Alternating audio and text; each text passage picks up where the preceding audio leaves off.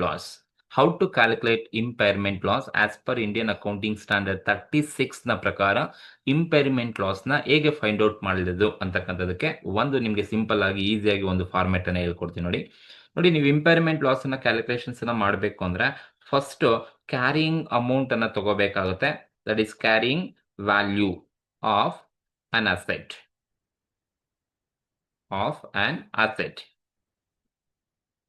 Carrying value of an asset. ಯಾವುದೇ asset ಬೇಕಾದ್ರೂ ಕೊಡ್ಬೋದು. ಸೊ ಆ ಅಸೆಟ್ ನ ಕ್ಯಾರಿಂಗ್ ವ್ಯಾಲ್ಯೂನ ನೀವು ತಗೋಬೇಕಾಗುತ್ತೆ. ಈ ಕ್ಯಾರಿಂಗ್ ವ್ಯಾಲ್ಯೂ ಹೇಗೆ ಫೈಂಡ್ ಔಟ್ ಮಾಡ್ಕೋಬೇಕಪ್ಪ ಅಂದ್ರೆ ನೋಡಿ, cost of asset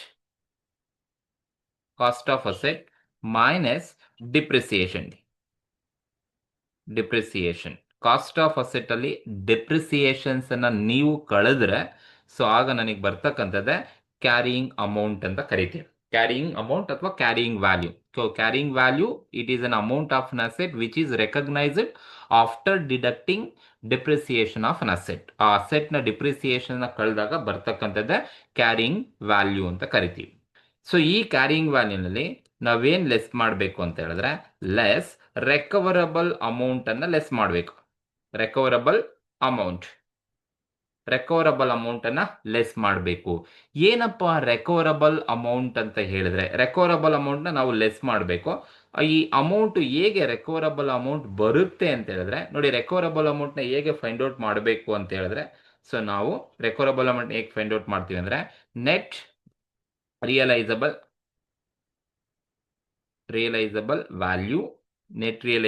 value or ಅಥವಾ ವ್ಯಾಲ್ಯೂ ಇನ್ ಯೂಸ್.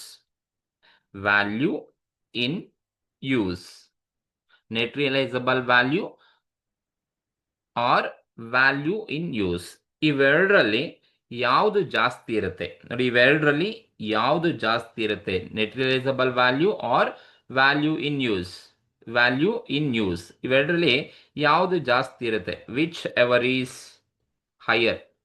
ಯಾವುದು ನೆಟ್ ರಿಯಲೈಸಬಲ್ ವ್ಯಾಲ್ಯೂ ಅಥವಾ ವ್ಯಾಲ್ಯೂ ಇನ್ ಯೂಸ್ ಅಲ್ಲಿ ಯಾವುದು ಜಾಸ್ತಿ ಇರುತ್ತೆ ಅದನ್ನ ನಾವು ರೆಕವರಬಲ್ ಅಮೌಂಟ್ ಅಂತ ಕರಿತೀವಿ.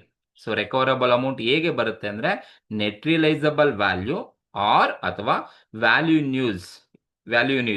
ಇವೆರಡರಲ್ಲಿ ವಿಚ್ ಎವರ್ ಈಸ್ ಹೈಯರ್, ಯಾವುದು ಜಾಸ್ತಿ ಇರುತ್ತೆ ಅದೇ ರೆಕವರಬಲ್ ಅಮೌಂಟ್ ಅಂತ ಕರಿತೀವಿ. ಈ ರೆಕವರಬಲ್ ಅಮೌಂಟ್ ಹೀಗೆ ನಾವು ಫೈಂಡ್ ಔಟ್ ಮಾಡ್ಕೋಬೇಕಾಗುತ್ತೆ. ನೆಟ್ ರಿಯಲೈಸಬಲ್ ವ್ಯಾಲ್ಯೂ ಅಥವಾ ಇದನ್ನ ನಾವು ಮಾರ್ಕೆಟ್ ವ್ಯಾಲ್ಯೂ ಅಂತ ಬೇಕಾದ್ರೂ ಕರಿಬಹುದು. ಮಾರ್ಕೆಟ್ ವ್ಯಾಲ್ಯೂ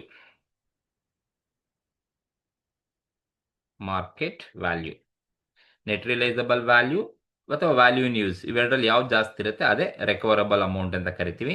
ಈಗ ನೋಡಿ, ಕ್ಯಾರಿಯಿಂಗ್ ವ್ಯಾಲ್ಯೂನಲ್ಲಿ ಲೆಸ್ ರೆಕವರಬಲ್ ಅಮೌಂಟ್ ಅನ್ನ ಲೆಸ್ ಮಾಡಿದ್ರೆ ನನಗೆ ಬರ್ತಕ್ಕಂಥ ಅಮೌಂಟ್ ಏನಪ್ಪಾ ಆಗಿರುತ್ತೆ ಅಂದ್ರೆ ಇಂಪೇರ್ಮೆಂಟ್ ಲಾಸ್ ಅಂತ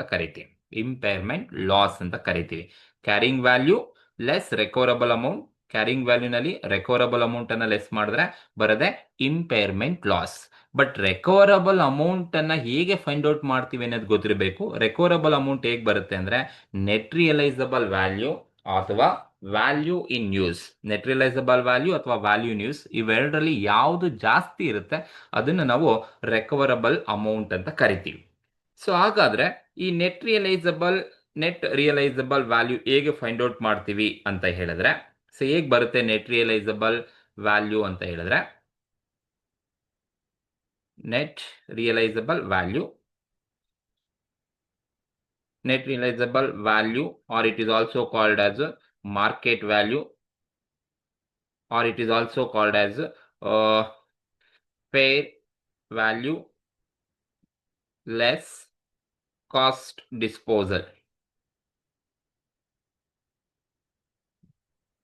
fair value less cost disposal ಅಂತ ಕರಿತೀವಿ. ಸೊ ನೋಡಿ, ಇದನ್ನ ಹೇಗೆ ಫೈಂಡ್ ಔಟ್ ಮಾಡಬೇಕು ಎಲ್ಲ ಒಂದೇ. ನೆಟ್ ರಿಯಲೈಸಬಲ್ ವ್ಯಾಲ್ಯೂ ಅಂದ್ರೆ ಅದೇ, ಮಾರ್ಕೆಟ್ ವ್ಯಾಲ್ಯೂ ಅಂದ್ರೆ ಅದೇ, fair value less cost disposable ಅಂದ್ರೂ ಕೂಡ ಅದೇ. ಹೇಗೆ ಫೈಂಡ್ ಔಟ್ ಮಾಡ್ಕೋಬೇಕಪ್ಪ ನಾವು ನೆಟ್ ರಿಯಲೈಸಬಲ್ ವ್ಯಾಲ್ಯೂ ಕೊಟ್ಟಿಲ್ಲ ಅಂದ್ರೆ ನೋಡಿ, ಸೆಲ್ಲಿಂಗ್ ಪ್ರೈಸ್ ಹೇಗೆ ಫೈಂಡ್ ಔಟ್ ಮಾಡ್ಕೋಬೇಕು ಅಂತ ಹೇಳಿದ್ರೆ selling price minus selling expenses. Selling price ಅಲ್ಲಿ ಸೆಲ್ಲಿಂಗ್ ಎಕ್ಸ್ಪೆನ್ಸಸ್ ಅನ್ನ ಕಳೆದ್ರೆ ಯಾವುದೋ ಕಮಿಷನ್ಸ್ ಕೊಡ್ತೀರಾ, ಲೈಕ್ ಕಮಿಷನ್ಸ್ ಅನ್ನಾದ್ರೂ ಕೊಡ್ಬೋದು ಯಾವುದೋ ಬ್ರೋಕರೇಜ್ಗೆ. ಸೊ ಕಮಿಷನ್ ಆಗಿರ್ಬೋದು ಅಥವಾ ಬ್ರೋಕರೇಜ್ ಆಗಿರ್ಬೋದು, ಬ್ರೋಕರೇಜ್ ಆಗಿರ್ಬೋದು.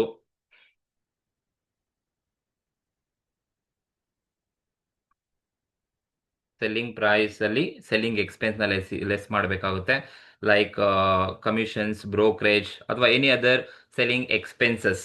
ಇನ್ನು ಯಾವ್ದಾದ್ರು ನೀವು ಸೆಲ್ಲಿಂಗ್ ಎಕ್ಸ್ಪೆನ್ಸಸ್ ಅನ್ನ ನೀವು ಕ್ವಶನ್ಸ್ ಅಲ್ಲಿ ಕೊಟ್ಟಿದ್ದಾರೆ ಅಂತ ಹೇಳಿದ್ರೆ ಲೆಸ್ ಮಾಡ್ಕೊಂಡ್ರೆ ನಮಗೆ ಬರ್ತಕ್ಕಂಥದ್ದೇ net realisable value. But net realisable value ಯಾವಾಗಲೂ ನೋಡಿ fair value less cost disposal selling expenses. For example, ನೀವು 100 ರೂಪಾಯಿಗೆ ಮಾರ್ಕೆಟಲ್ಲಿ ನೀವು ಸೇಲ್ ಮಾಡಿದ್ದೀರಾ, ಬಟ್ ಅಲ್ಲಿ ಯಾರೋ ಕಮಿಷನ್ ಒಂದು 20 ರೂಪೀಸ್ ನೀವು ಕಮಿಷನ್ಸ್ ಕೊಟ್ಟಿದ್ದೀರಾ ಅಂದರೆ, ಸೊ ನಿಮ್ಮ ನೆಟ್ ರಿಯಲೈಸಬಲ್ ವ್ಯಾಲ್ಯೂ ಏನಾಗುತ್ತೆ ಅಂತ ಹೇಳಿದ್ರೆ ಸೊ 80 ರೂಪೀಸ್ ಆಗುತ್ತೆ. ಫಾರ್ ಎಕ್ಸಾಂಪಲ್, ಜಸ್ಟ್ 100 ರೂಪೀಸ್ ನೀವು ಸೇಲ್ ಮಾಡಿದ್ದೀರಾ, 100 ರೂಪೀಸ್ ಸೆಲ್ಲಿಂಗ್ ಪ್ರೈಸ್ ಇದೆ, ಮೈನಸ್ ಸೆಲ್ಲಿಂಗ್ ಎಕ್ಸ್ಪೆನ್ಸಸ್ 20 ರೂಪೀಸ್ ಇದೆ, 20 ರೂಪೀಸ್ ಇದೆ ಅಂತ ಹೇಳಿದ್ರೆ ನಿಮ್ಮ ನೆಟ್ ರಿಯಲೈಸಬಲ್ ವ್ಯಾಲ್ಯೂ 80 ರೂಪೀಸ್ ಆಗುತ್ತೆ. ಅದು ನೆಟ್ ರಿಯಲೈಸಬಲ್ ವ್ಯಾಲ್ಯೂನ ನೀವು ಫೈಂಡ್ ಔಟ್ ಮಾಡ್ಕೋಬೇಕಾಗುತ್ತೆ. ಅದೇ ತರ value in use.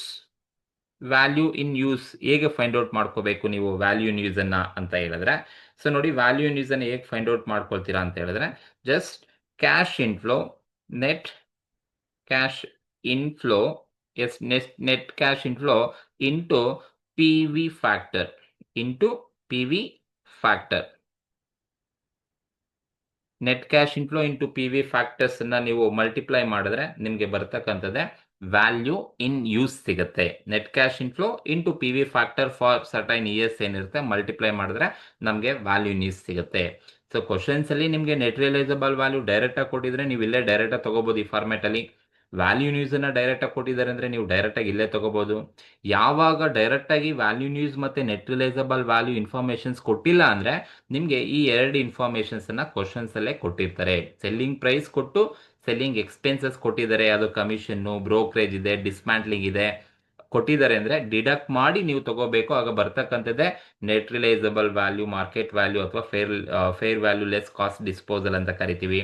Value in use ಕೊಟ್ಟಿಲ್ಲ ಅಂತ ಹೇಳಿದ್ರೆ ನಿಮಗೆ ಆ ಒಂದು ಪ್ರಾಬ್ಲಮ್ ಅಲ್ಲಿ ಕ್ಯಾಶ್ ಇನ್ಫ್ಲೋ ಕೊಟ್ಟಿರ್ತಾರೆ ಮತ್ತೆ ಪಿ ವಿ ಫ್ಯಾಕ್ಟರ್ಸ್ ಅನ್ನ ಕೂಡ ಕೊಟ್ಟಿರ್ತಾರೆ.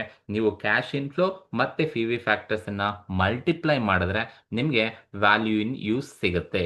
ಸೊ ಈಗ ನೀವು ಇವೆರಡು ಈ ಫಾರ್ಮೆಟ್ ಅಲ್ಲಿ ಅಪ್ಲೈ ಮಾಡಿದ್ರೆ ನೋಡಿ, ನೆಟ್ ರಿಯಲೈಸಬಲ್ ವ್ಯಾಲ್ಯೂ ಮತ್ತೆ ವ್ಯಾಲ್ಯೂ ನ್ಯೂಸ್ ಇವೆರಡರಲ್ಲಿ ಯಾವುದು ಜಾಸ್ತಿ ಇರುತ್ತೆ, whichever is higher is called as impairment recoverable amount ಅಂತ ಕರಿತೀವಿ. ಸೊ ಆವಾಗ ನೀವು carrying value less recoverable amount you will get impairment loss ನಿಮಗೆ ಸಿಗ್ತಾ ಹೋಗುತ್ತೆ. ಸೊ ಇದು ಒಂದು ಕಾನ್ಸೆಪ್ಟ್ ಇರ್ತಕ್ಕಂಥದ್ದು. So carrying value less recoverable amount you will get impairment loss.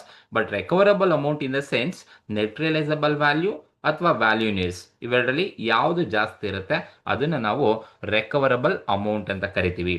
Net realisable value ಅಥವಾ ಮಾರ್ಕೆಟ್ ವ್ಯಾಲ್ಯೂ ಹೇಗೆ ಬರುತ್ತೆ ಅಂದ್ರೆ selling price minus selling expenses you will get net realisable value.